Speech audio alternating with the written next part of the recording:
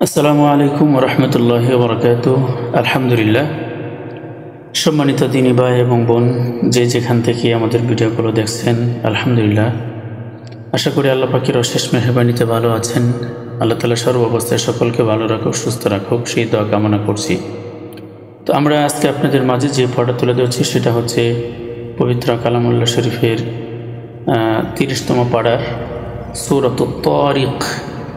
এখানে দেখতে পাচ্ছেন ছোট অক্ষরে দেওয়া আছে সূরা তারিক, মাক্কি, অর্থাৎ মক্কায় অবতীর্ণ, হিজরতের পরে।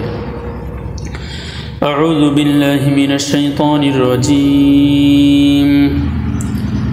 বিসমিল্লাহির রহমানির রহিম।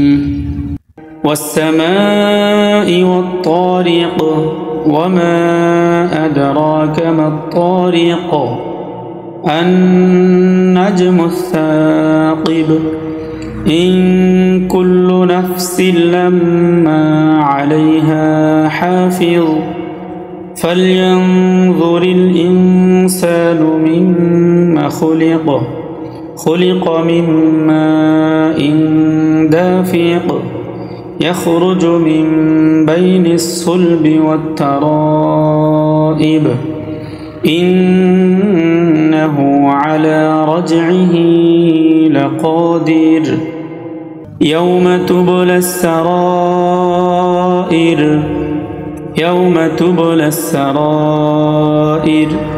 فما له من قوة ولا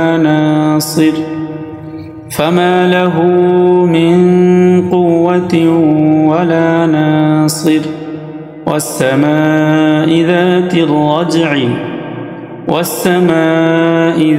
الرجع والأرض ذات الصدع إنه لقول فصل وما هو بالهزل إنهم يكيدون كيدا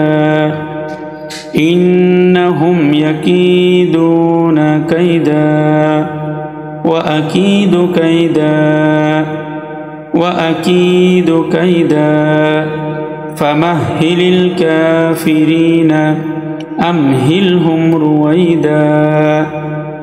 فمهل الكافرين أمهلهم رويدا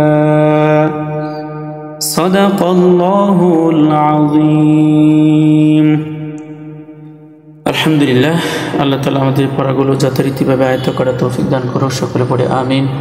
আসসালামু আলাইকুম ওয়া রাহমাতুল্লাহি ওয়া বারাকাতুহু।